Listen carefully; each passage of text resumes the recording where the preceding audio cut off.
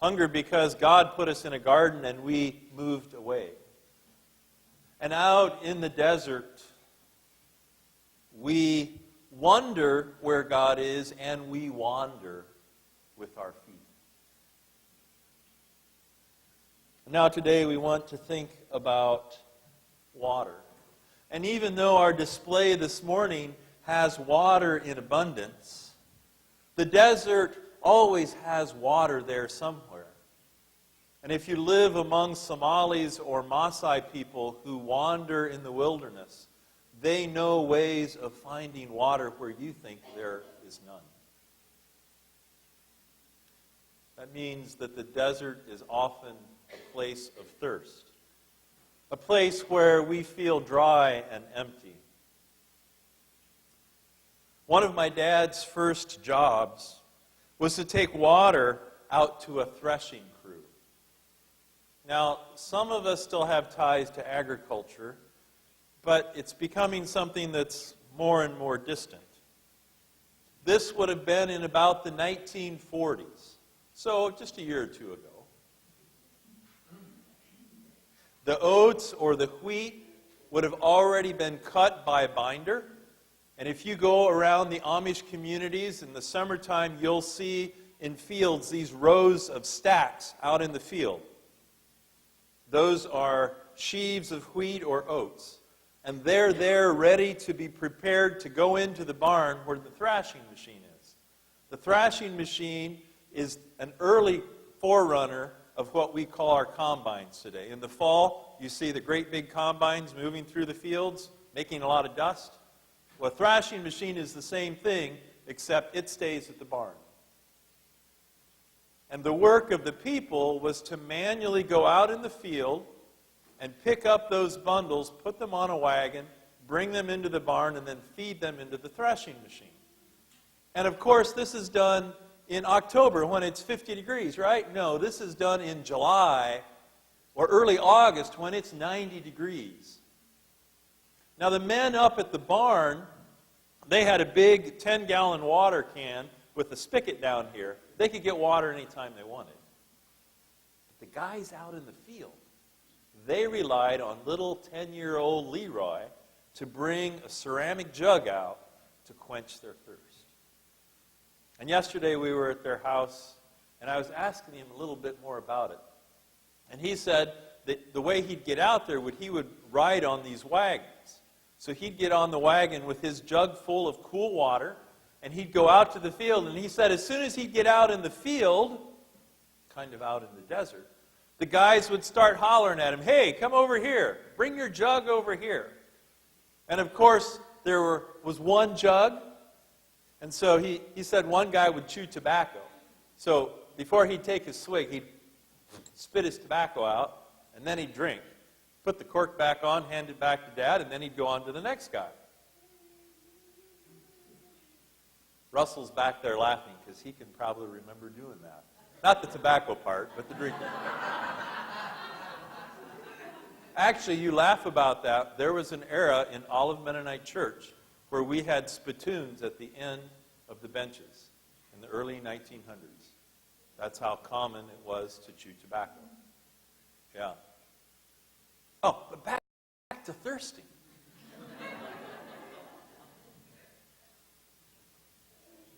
Those farm workers out in the field were very thirsty. And when that jug arrived, carried by my dad, their thirst was quenched, satisfied by that water that came out of the jug. We all know what it's like to be thirsty and the satisfaction of having the thirst quenched. God quenches our thirst so that we can live. Exodus 17 tells us about the Israelites and how they have been traveling out in the desert from place to place. Desert, a place where there are rocks and dryness. But clearly as they travel around, they found places where there was water and little streams. But in Exodus 17, the place they get to, they don't have any water. They can't find any there. And so they complained against Moses. Now it says as they left the desert of sin, and don't get confused here, sin does not mean sinfulness, a place where there was sin. Sin is simply a name that they used for that place. Probably Z-I-N instead of S-I-N in the older texts. So they rested in that place. And because there wasn't any water, the people quarreled with Moses. They were not happy with their thirst. Another way to say it is that the people were pointing their finger at Moses and saying, "Are you really the guy that God brought to us? If you can't satisfy our thirst, if you can't take care of our needs, are you sure that God is with you?" They were pointing their fingers at Moses. Are you really sure? They were asking. When we talk about thirst, thirst is the beginning of a process of dehydration. When our bodies start to dry out, when the water is low. And dehydration soon starts to affect our moods and our energy levels. Now, Nathan's sitting over there. Seth so beautifully illustrated that this morning. Maybe we should have Laura talk about how grumpy he was. No? Okay, we'll just imagine it. You see, our bodies are composed, well, some sources said 60%, others said 70, 75% water. Water is an essential requirement in our bodies. I remember studying animal nutrition, and I'm thinking about all the corn and hay and stuff that cows can eat. And you know what the first thing was that we studied? Water. Water. It is an essential thing. And when we don't have water, we start to move in the direction of dehydration. We naturally lose water from our bodies through sweating, urine, and even when we breathe. This morning when I was out early, I could see my breath. That was the moisture that was coming out. And if you're close enough to me right now, I can spit at you, and that's a little more moisture that's leaving my body.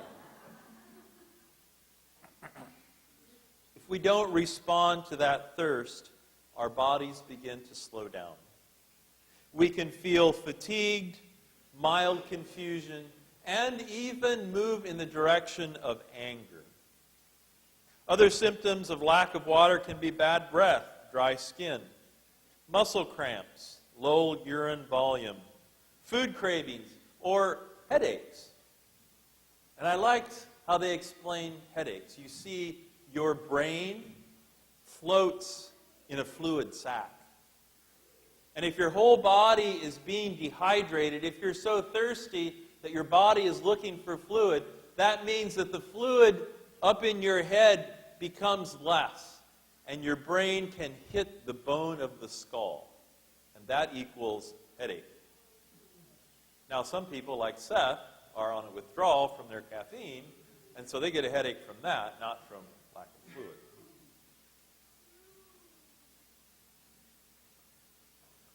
The Israelites were thirsty.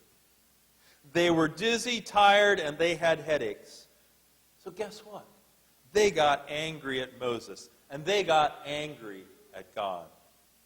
The Israelites are so angry at Moses that at the end of verse 4, they're ready to stone him.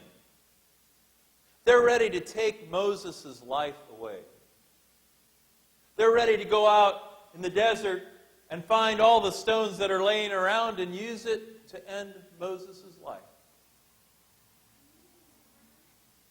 And Moses cries out to God.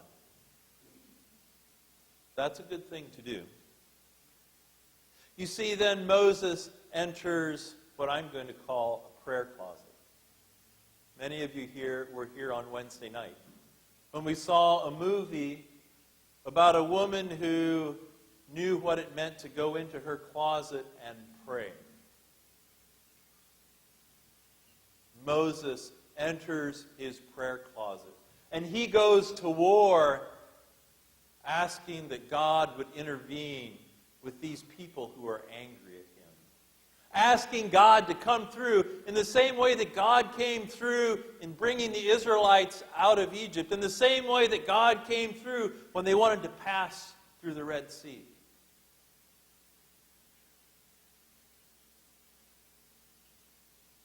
Moses cries out to God, "What am I to do with these people?" God replies, "Take the elders. Take the leaders of the Israelites, so that they can bear witness, not that water can come from the desert, but that they can bear witness that what I have told you manifests that God is still present with you." It's easy to get stuck on thirst, and thirst is a major part of this. But this is really talking about, is God present when we are thirsty? Is God present when we are dried up and empty? And the elders are there to witness what's going to happen. Take the elders and the staff that struck the Nile. God says, "I will stand before you by the rock of Horeb." Some of you maybe have noticed the rock up here. Now, I happen to be one of the people that helped put it up here, and I verify that this is a real rock, and it is heavy. I'm guessing about 150 pounds. But I think that that helps us think a little bit about what the rock would have been like that Moses went to, maybe even a bigger rock. But you know, that rock is actually in pieces. And there are other pieces scattered around the sanctuary. And I'm wondering if I could have a couple of people that are willing to have their fingers smashed to help me move the piece back here up there. Like 3 people. Okay, I've got John. Ryan's coming. Okay, maybe Marvin. Okay, Josh. All right. You see, Satan comes into our lives in the desert and he breaks us apart. Okay, guys, can you all get a hand on it? And we're going to go up the aisle. How's it feeling? Not bad. Good. Well, there's 4 of you. It shouldn't feel too bad. Just watch your step right on up.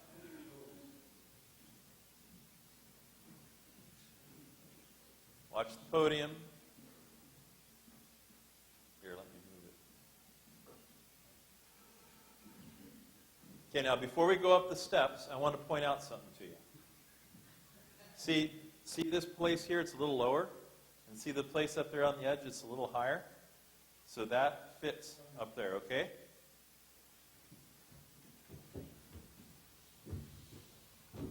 Satan breaks us apart. God puts us back together. No finger smashes, please. I'm guessing that piece weighs about 70 or 80 pounds.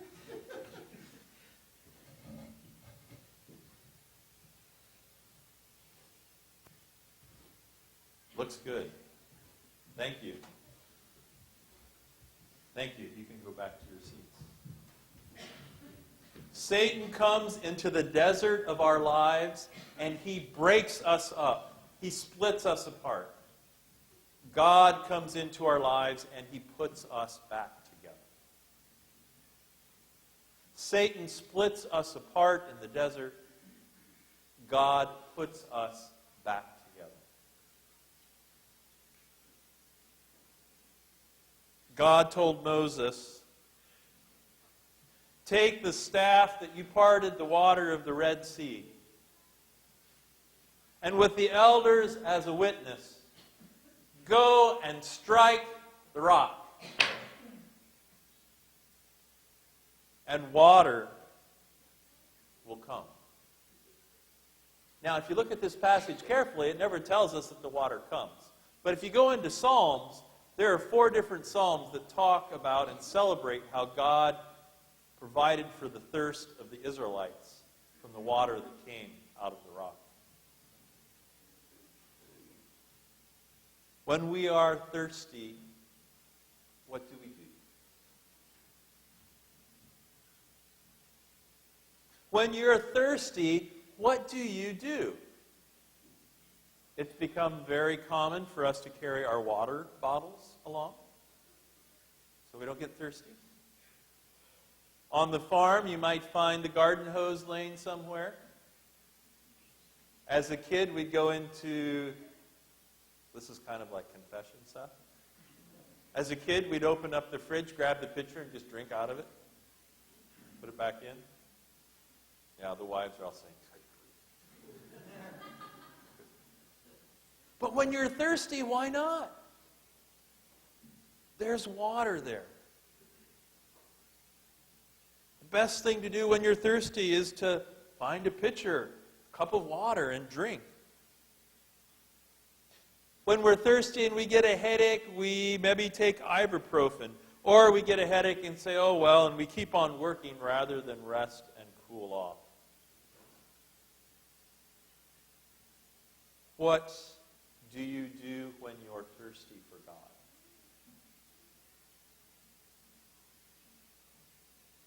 What do you do when you're thirsty for God? I think sometimes when we're thirsty for God, we grumble and complain. We blame other people that we're thirsty. We even call for the water boy to bring us a jug, and when we go to tilt it up, we find out it's already empty. And then, like the children of Israel, we're in a bad mood and we get angry.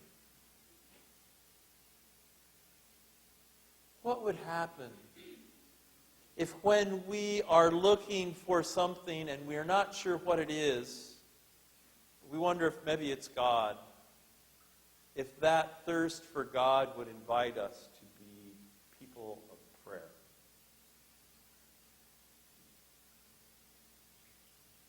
Rather than fighting off dehydration and a headache and being grumpy, or even having to go down to the basement to drink something, what if that thirst we identified as a thirst for God and we satisfied it with prayer? But most of the time we're too busy quarreling and complaining. God has abundant water. God has abundant grace. But we've wandered away. God quenches our thirst with prayer so that we can live. Satan's desire is to whisper in our ear and take us away, to break up our lives. But even in the wilderness, God wants to put our lives back together. God brings us together. And where God is, there is life. Where God is, there is water flowing from the rocks to quench our thirst. Jesus also talked about water. Jesus, though, talked about living water. Along with his disciples, Jesus was traveling through the region of Samaria. And he came to a small village around noon. And he was tired. He was thirsty. As most small villages, there was a well there. Not a well with running water, but a well with a rope and a bucket. The disciples went off to find some food. And as Jesus was there, a woman came up. And immediately he knew that there was something different about her. Because the normal women of the village would have only come to get water early in the morning or late in the evening when it was cool. So this woman coming at noon signaled that she was somehow an outcast. Someone who had to quench her thirst in a different way. As Jesus was there, he asked her, "Can I have a drink?" And as she pulled the bucket up, filled with water, and gave him a drink, Jesus looked at her and said, you've had many husbands. And even the man you have now isn't your husband. And if you really would know who I was, you would ask me for living water. You would ask me for water that would satisfy you in a way that you don't ever have to come to the well again. The woman was speechless. She knew he was a Jew. She knew he was a man, and there's no way he should even be talking to her. She said, Jesus, I want that living water. Jesus replied, I am that living water. I am the one who satisfies your thirst.